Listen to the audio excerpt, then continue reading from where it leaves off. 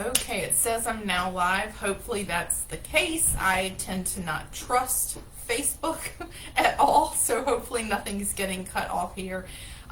Good afternoon, it's Coach Jessica. Happy Wednesday. So I have a few things to talk to you about today. Hopefully this doesn't get too long, but I wanted to, one, thank all of you for your vulnerability in telling your stories. There is so much healing and in just putting it out there. You know, we carry things around with us and we don't speak them. We carry them around, they're in our head, they're in our heart.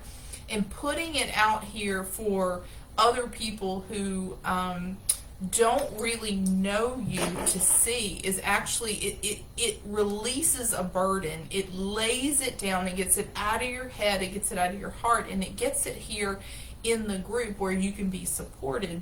And so I just want to thank you for your vulnerability and really just tell you how much that's going to help you and how much I appreciate it. The most important thing that I want you to know today is this, and that is, do not believe the lie that you have been sick for too long or that you're too far gone. That was one of the biggest lies that I believed as someone who had been sick since a child. Notice I use the word sick because I don't know if you realize that's what this is, but that's a sickness, and I'll have more on like what we're dealing with is a sickness, and I'll have more on that in just a minute. But one of the biggest lies that I believed up until the time I was 41 years old was that I had been sick too long to get better. I had just been the way that I was for so long that I actually had taken it to be part of my identity. I didn't see the behaviors that I had as a separate thing from who I actually was. I saw it as part of my identity. And that's part of the reason that I couldn't get better, because I thought, how can I change who I am?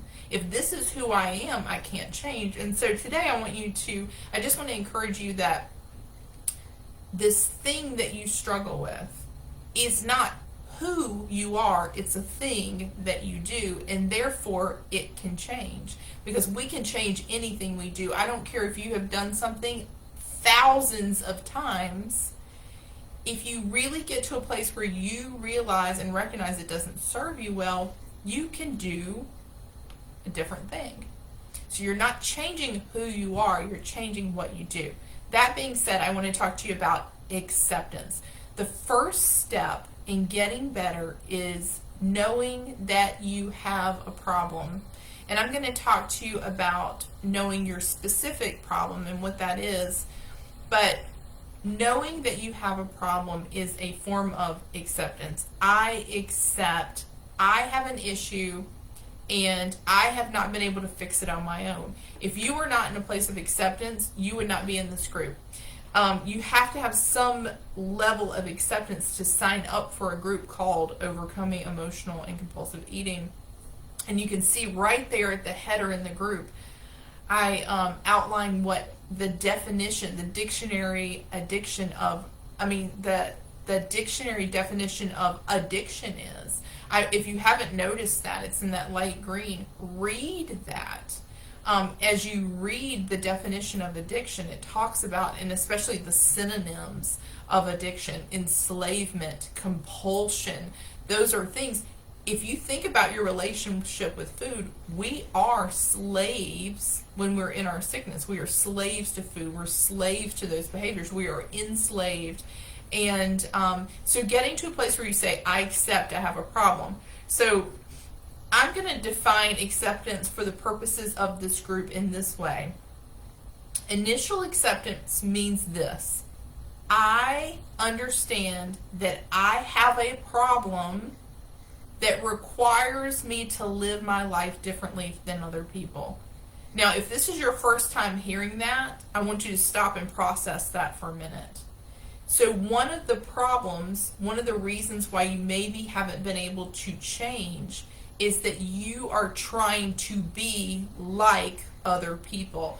If you struggle with food addiction, if you struggle with an eating disorder, if you struggle with anorexia, bulimia, binge eating, compulsive eating, emotional eating, part of the struggle is I'm trying to be like this person who does not struggle. Acceptance means I have a problem they don't have. And trying to be like someone who is not like you is you will fail miserably. Trying to become something that you are not is always going to end in failure. You can fake it. You can pretend. You can white knuckle your way. You can act like someone else. But if you have a condition that they don't have, then your solution is not to try to be like them. You can, one of the things with acceptance is letting go of this idea that one day I'm going to be normal or be like other people that I perceive are normal eaters. It's the idea of trying to become a moderator. If you have an issue with food, if you have food addiction, if you have an eating disorder, if you struggle with compulsive eating, a moderator is not something you can become. And that might be a hard thing for you to hear. Maybe that's what you were hoping for. Like, one day I'm going to become a moderator. I got to tell you, here's how I know that isn't true. One, I tried it my whole life, and eventually, again, you can white knuckle your way for a little while, but then you always fall back. People who are moderators don't have to try to be. They don't put effort into moderating their food. That the person who's a moderator, you watch them with interest. Those of us who are food addicts watch moderators with interest. And I used to see a person, they would take a bite of a brownie and they would be like, "Ooh, that is too rich. I can't even eat the whole thing." And you're sitting there thinking, what does it even mean for something to be too rich? Meanwhile, you have scarfed back several of that same brownie and you never ever got that impulse like that's too rich. In fact, you're waiting for them to walk away so you can eat the one that there's a bite out of. They don't have to think that way. They don't have to plan I'm only going to take a bite of this. It's just automatic. Becoming a moderator is not something that's real. You either are or you aren't. So a lot of times you spent maybe years, you spent a lot of energy around trying to become that. Letting go of that might feel sad and upsetting for you, but it frees you up to get on to doing the work that you need to do. So if becoming a moderator is not the answer, what is the answer? The answer is embracing a path that will work for you. And acceptance, and I'm going to define that again, acceptance means I understand a condition. I understand I have a condition that requires me to live my life differently. And that's the first concept I'm really going to ask you to try to wrap your arms around this week. If I can accept that I need to live my life differently than this person who doesn't have this condition that I have, I can then embrace the path to healing. As long as I'm trying to be like them and they don't have this condition, I'm going to be frustrated, I'm going to be jealous, I'm going to struggle, and I'm going to fail. Acceptance leads you down a different path, and that is a good thing. So, the other thing that I want to talk about really quickly is knowing your disorder.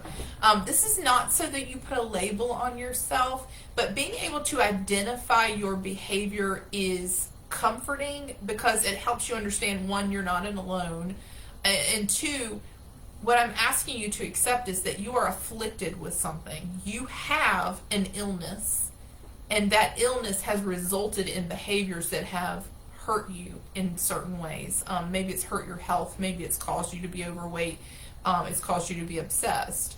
But having an illness is not the same thing as identifying yourself as a person who has this as part of your identity. And again, it helps with acceptance. If you can say, I have an illness, then I don't have to be ashamed of that. If I say I have a broken leg, I don't have shame about that. So having a problem, having a medical illness, is nothing to be ashamed of. I'm no more ashamed to say that I had bulimia than I would be to say I had a cold. I didn't choose this. The shame, I think, comes because we think somehow we did something to make this happen, or that we chose this, and we did not. It is an illness. It is something we're afflicted with. So I say that because I want you to think about your own disorder, and it's important to know the behaviors that are attached to the disorder that you may have. Now, I personally have had all these. And you may say, well, yeah, back in the past I used to do this. Now what I'm struggling with is this. We tend to cycle through disorders. Sometimes yours has been the same since childhood, or sometimes you've experienced one or all of these. So the first one is anorexia. When most people hear that word, they think a very skinny person. And that's not always the case. You can have atypical anorexia, meaning I have behaviors like a person who has anorexia, but I don't meet that clinical anorexia. According to the Eating Disorders Association, anorexia means you are 20% below your lowest recommended body weight, and you've done that through restricting. And if you go in and maybe you're someone who restricts all the time, but you're not below, your weight doesn't reflect that, you won't get diagnosed with this, but you really do have it. It's called atypical anorexia. So if restriction is your main issue, then you may have anorexia. And typically someone with anorexia does tend to be underweight. Now, bulimia, again, which has always been my primary disorder for many, many, many years. It's not now.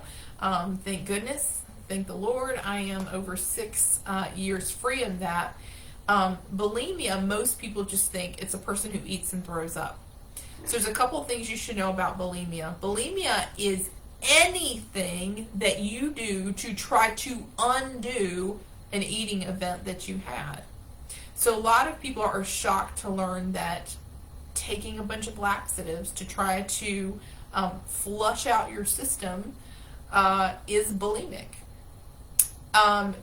Deciding not to eat for several days after you've eaten to try to compensate for the fact that you've eaten is a bulimic behavior. Another bulimic behavior is over-exercising. Anything you're doing to try to purge your body of calories or of fat, you're trying to mitigate an eating event. I'm trying to undo the fact that I had this eating event that I'm not happy that I allowed. That is a bulimic behavior. Of course, binging and purging, eating and throwing up is, again, the primary thing. And most of the time you'll find with bulimia, people tend not to be underweight. You tend to be a normal weight or even sometimes overweight with bulimia. And there's a lot of science behind why, and maybe if we have a lot of people that struggle with bulimia in this group and you want me to talk about that, I will. But the reality is bulimia is not great for controlling your weight. But binging, purging, fasting in response to having overeaten, laxatives, diuretics, using those things to try to undo an eating event, over-exercise, those are all bulimic behaviors. The next one is binge eating disorder. And a lot of people don't know there's a big difference between binge eating disorder and compulsive eating. Binge eating disorder is, the eating disorder community says it's eating over a certain number, thousands of calories in a short period of time. I disagree with that. I know people that have clients who have binge eating disorder and they binge eat very low calorie food, so they don't meet that standard or the clinical standard of binge eating, but they are binge eaters. Binge eating means I eat in a frenzied way and I stuff in as much food as I can in a very short period of time. I had a client once who would binge eat cucumbers, and she could eat 12 cucumbers, and in terms of calories that's almost nothing, but that crazy frantic behavior where she stuffed it in to the point that it hurt her That's binge eating. It's the short period of time and it's eating very, very, very quickly. And so that's binge eating. Compulsive eating or compulsive overeating is a little bit different. Compulsive eating is you get an idea in your head that you must eat a certain thing and you can't get it out of your head and you feel compelled to eat it. You don't have to be hungry. You just, maybe it's triggered because you saw a billboard with a burger on it and fries, and you got it in your head now, burger and fries, and you cannot rest until you go and you eat a burger and fries because you feel compelled to do that. Compulsively eating is usually turned on by an external trigger. I saw food, I smelled food, I started to have euphoric recall. I remit, like, in my mind, I was like, oh yes, that would be really great. Compulsive eating is like, I can't be satisfied until I give into this urge that I have to eat, and it's usually triggered by something external. But then there's compulsive overeating. Maybe you don't feel compelled to eat, but once you start eating, you can't stop. And this happens a lot with people who are on keto. So if you are on carnivore or you are a ketogenic eater and you say, I never eat off plan, Jessica, but I'm not losing weight and I don't know what's wrong with me. Part of it is you start eating something that tastes good, and it's not unhealthy, it's not harmful for your body, but once you start eating, you continue to eat. You can't stop eating it because it tastes so good, you just can't turn it off. And you never really get to that place where you're like, I'm so full. You just want to keep on eating it. And for some of you, it's specific foods. For me, I'll give you an example. I was very compulsive with nuts. I had to give them up back in 2018, and I did that because I could not control that. Nuts in themselves may not be bad for you, depending on who you ask, but for me, I had to eliminate them because every time I would try to eat only a little bit of nuts, I could not stop. I would say I'm only having a little bit, and then later I'd go back and get more, and by the end I'd eaten them all. And so you might have a certain food, even on a ketogenic lifestyle, that you compulsively eat. And then finally, there's emotional eating. And this one's really tough because the world tells us this is normal. I see commercials all the time where they suggest that, oh, you're feeling sad today, you should eat cookies. The reality is that plays into a sickness. Emotional eating is when we are trying to solve a problem other than hunger that is emotionally driven. So, for example, I'm angry, I'm sad, I'm lonely, I'm bored, and so I take food and I believe that food is going to fix my need. My need is I'm lonely, and so the emotion that I have is loneliness, and somehow I believe that food is going to solve the problem of loneliness. Or I'm angry and I think that food is going to fix my anger. Or I'm sad and I think food is going to fix my sadness. And a lot of times I think emotional eating is really, really hard because it's rooted in lessons that we picked up in childhood. It may be that you were a kid and you fell and you hurt yourself and you felt pain, and you were upset, and your grandma said, hey, here, have a cookie, you'll feel better, and you ate a cookie and you're like, okay, and you did that over and over in your life until your body's automatic response to pain is you need food. So your brain's kind of working against you because it'll signal you to get food to fix your pain. And we know that food doesn't really fix pain. Maybe you don't know that, but it's the truth. And obviously I will get more into that in the future. But anyway, I just wanted to go through those so you can think about knowing what your disordered behavior patterns are. Again, you might have one or more of these. But knowing these behaviors, I think, will help you with where to go. If you understand you struggle with compulsive eating, then you can say, all right, so my biggest issue is an external trigger or an external thing. I know that when my compulsive eating always happens at night, for example, and again, I'll get more into triggers and things like that, then it targets where you need to focus your time and energy and where you need to work. But anyway, I just wanted to go through that, and most importantly, more than anything else, this is not your fault. It is an affliction. It is a sickness. Therefore, it does not require shame. In fact, shame doesn't even make sense. It is a lie. The shame you've had around your eating is a lie. The reason that it doesn't make sense is because nobody would choose this. Nobody would choose to live the life and the struggle that we have with food. It's an affliction. So accept it for that, and then say, because I have this affliction, I can't live my life the way that other people live their lives. I've got to choose a different path. So I'm going to stop trying to become like them, and I'm going to accept there is a path for me. There is a way to heal, but I've got to give up fighting to be like other people. So anyway, hope this was helpful.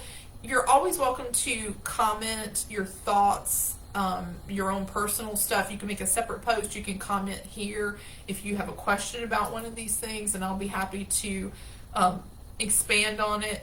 But I just really wanted to get that in there today. Again, happy Wednesday.